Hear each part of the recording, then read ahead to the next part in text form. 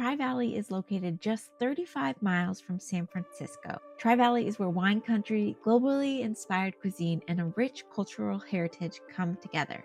The Tri-Valley straddles both Alameda and Contra Costa counties and includes the cities of Livermore, Pleasanton, Dublin, San Ramon, and the town of Danville.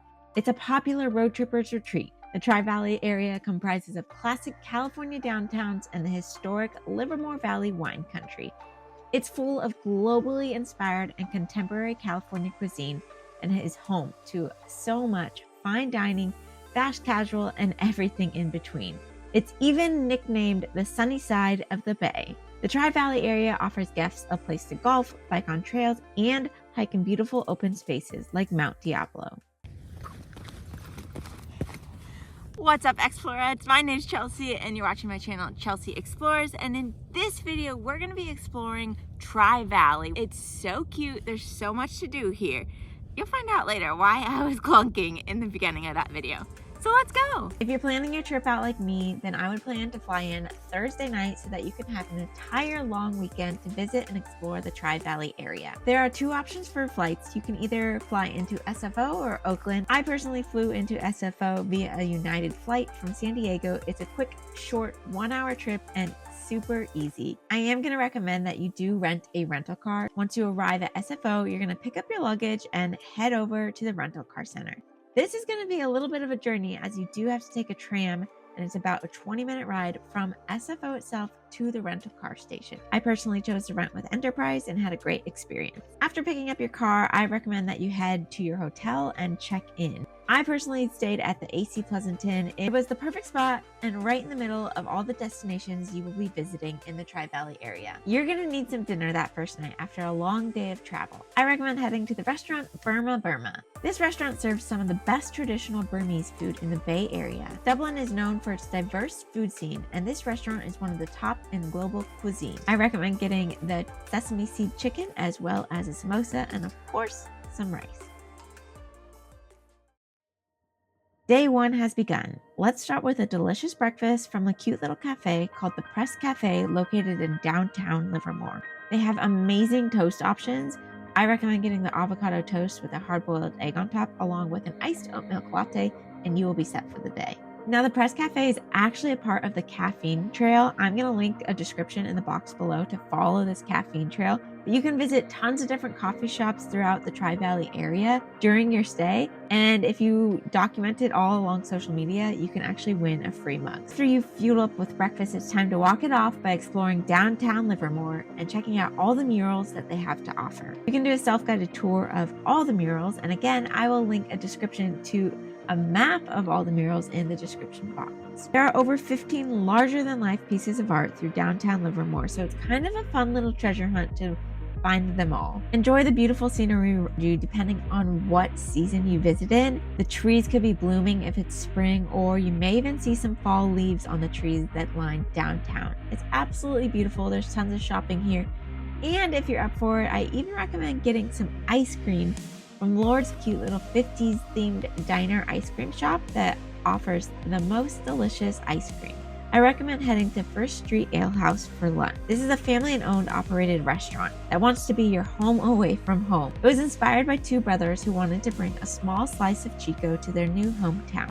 The Ale House provides an upbeat social atmosphere while fostering a strong sense of community. And they're actually known for the largest display of beer cans on their wall. Time to work off that lunch you just ate by taking a little hike. There are tons and tons of hike options around the Tri-Valley area. You can head to Visit Tri-Valley to check out all the different hikes in the area. There are tons and tons of state parks and multiple trails that you can choose from. For the sake of this video, we are hiking Brushy Peak Regional Preserve. This is a 1,700-foot landmark at the juncture of the San Francisco Bay Area, the California Delta, and the Central Valley. Brushy Peak Regional Preserve offers great opportunities for hiking, biking, running, nature study, and even dog walking over the park's scenic trail. The rain stopped this morning and it's making these hills so green, like literally a vibrant green, and it's so beautiful. Although if you come here after it rains, it's going to be muddy. My shoes are literally covered in mud. So we're going to stop the hike right here. because it's actually like a pretty steep trail right there. Going up that is actually pretty steep. My goal was to try to get to that pond, but it's got brown water. Going on that trail, I don't think sounds like a good idea right now, because I definitely think I would slip and fall down on my bootay. So we're gonna turn around, but it's beautiful out here. The blue skies have come out. Now, I'm not one to really go on solo hikes, but if you are in the area, then I definitely recommend this park. If you can't tell, the trails are wide open. Like, I can see all the trails in the area, so I feel pretty darn safe here. Like, I can see someone way across the way. There's not many like bushes or trees for animals to hide in and potentially come attack me. Driving up, I was a little nervous. It was kind of like a little bit of a sketchy one-way road, especially after it rains. You know, everything looks gloomy on rainy days, and there was no one out here. There was one car on the side of the road. I sat in the parking lot. It was completely empty and a little eerie. I waited for one other car to arrive. I don't know, something about having one other person here makes me feel safe. Maybe it shouldn't make me feel that way.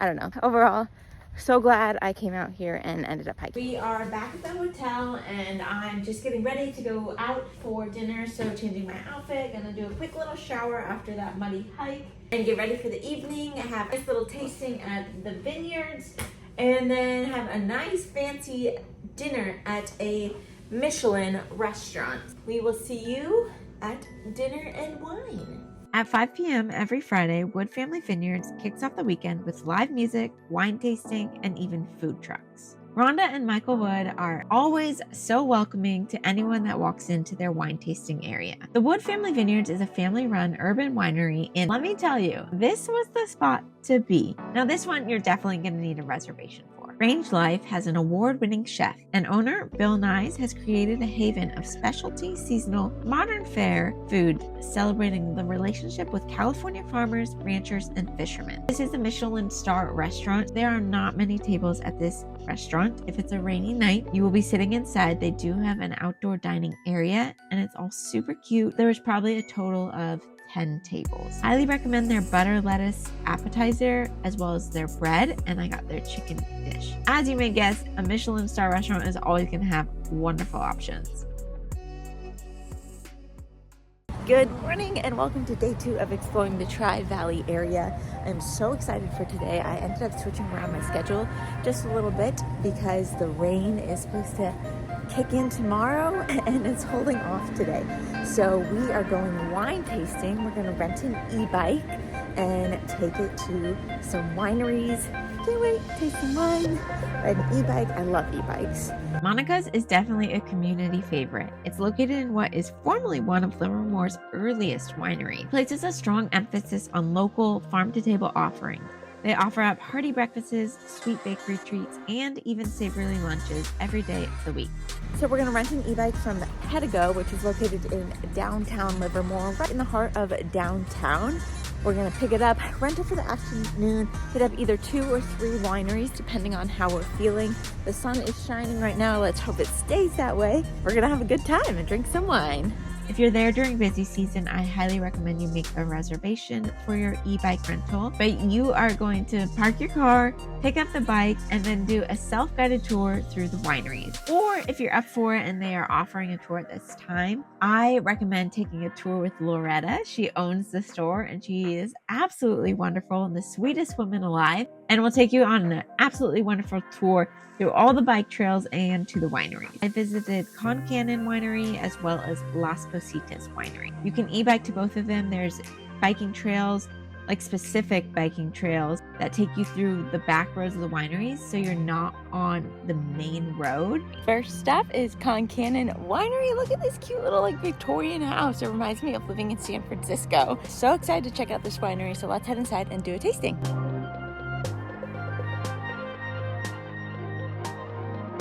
Con Cannon was actually one of the first wineries in the Livermore area. The grounds were stunning, beautiful place to walk around. I can't imagine how beautiful this place would be in the summer to visit with friends. The tasting was wonderful. I loved their rosé, and it's definitely a great spot to just kind of hang out and a great spot for beautiful pictures.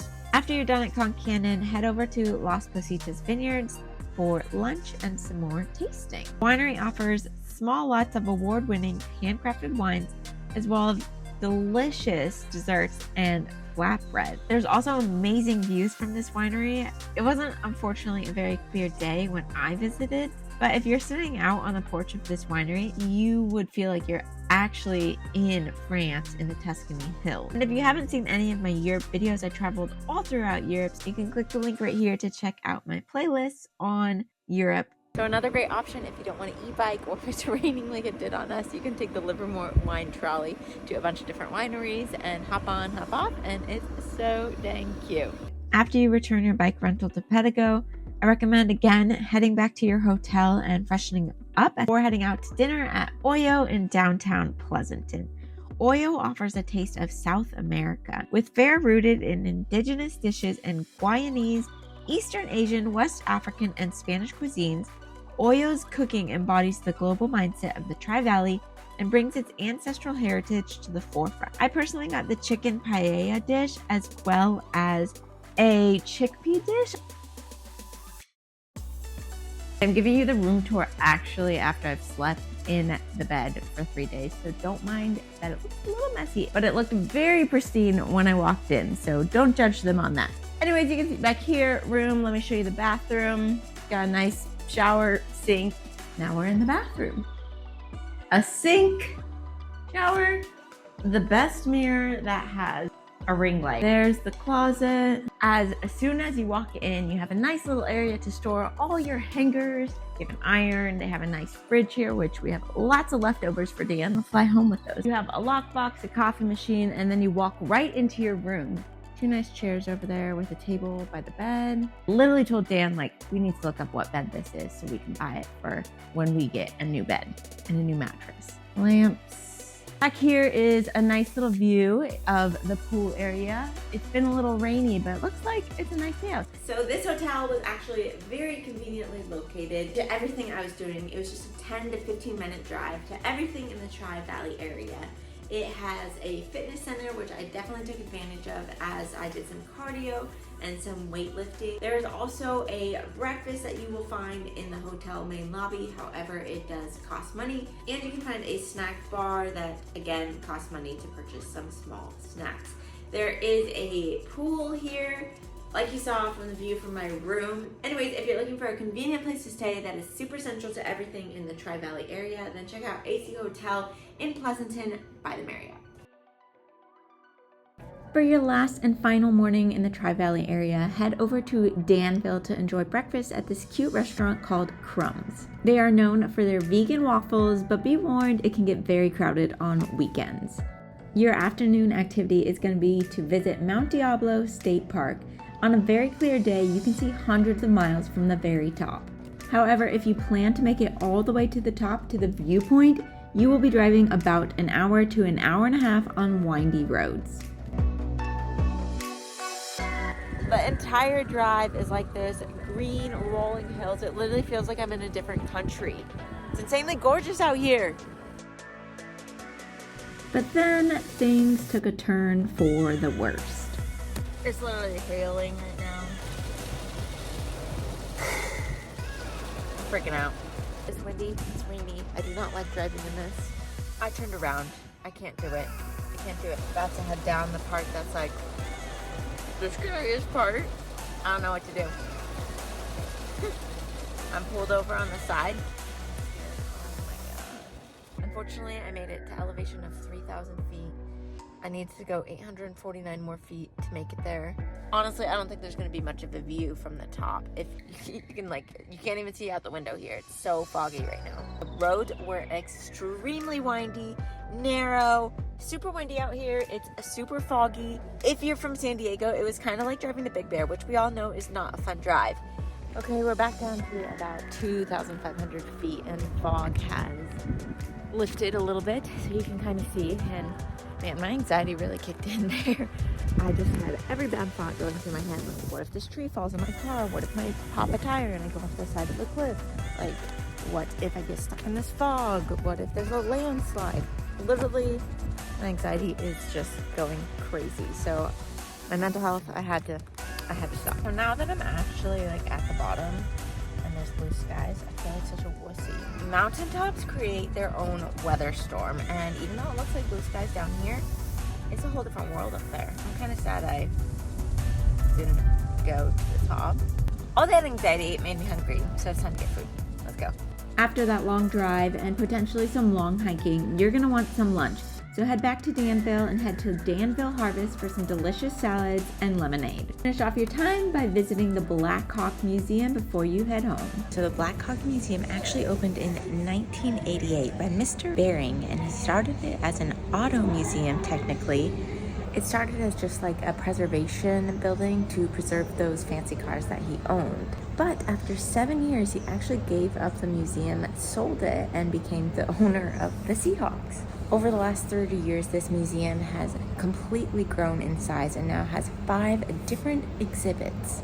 They have the Spirit of the Old West, the Automotive Gallery, Art of Africa, Into China, and their newest one, which is called A World of Nature, which just opened in 2021. So we're gonna check out all the different galleries and show them to you and what they look like.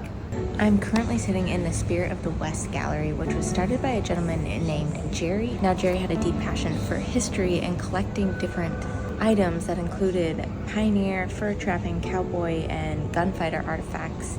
But in 2014, at the age of 72, he and his sons decided not to carry on this business that he had created with all his artifacts, and decided to sell most of his collection to Ken Baring. Mr. Baring put all these artifacts in his Black Hawk Museum.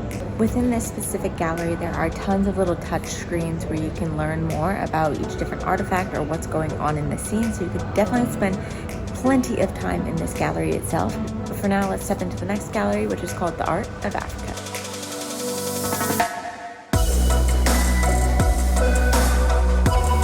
The Art of Africa was definitely the smallest of all galleries. It's beautiful with the paintings of Africa. You can see traditional wear that they would use in Africa back in the days, like the masks and everything. So it's a small gallery, but beautiful to walk through. And now we're gonna head into China. Mr. Baring actually traveled to China in 1978, and when he was there, he really began to create a connection and love the culture of China. So he decided to assemble a collection of handcrafted pieces and capture the beauty of this insanely gorgeous country and bring it to his museum here at the Black Hawk Museum.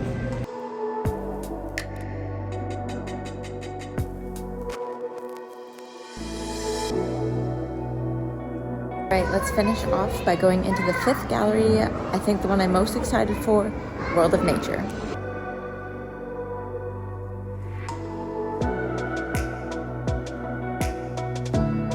The World of Nature gallery was definitely my most favorite gallery out of all of them. It just has tons of animals, awesome sounds, the animals move, the lighting is just cool. You get to learn about nature, which is absolutely what I love.